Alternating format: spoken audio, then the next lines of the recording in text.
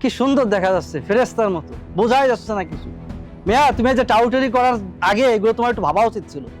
আমার সাথে না আমার গেঞ্জির টাকা মারছো, তোমার বন্ধুকে টাকা মারছো, এটা একটা আলাদা বিষয়, কিন্তু গ্রামের ইজ্জতটাই সম্মানটাই তো খাইছো।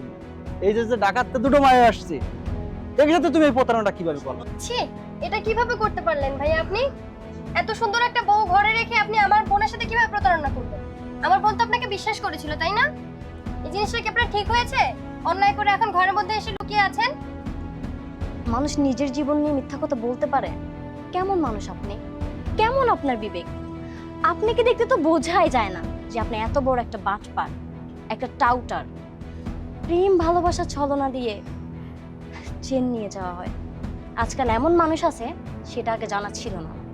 নিজের জীবন নিয়েও মিথ্যা কথা বলতে পারেন আপনি। খুব সুন্দর।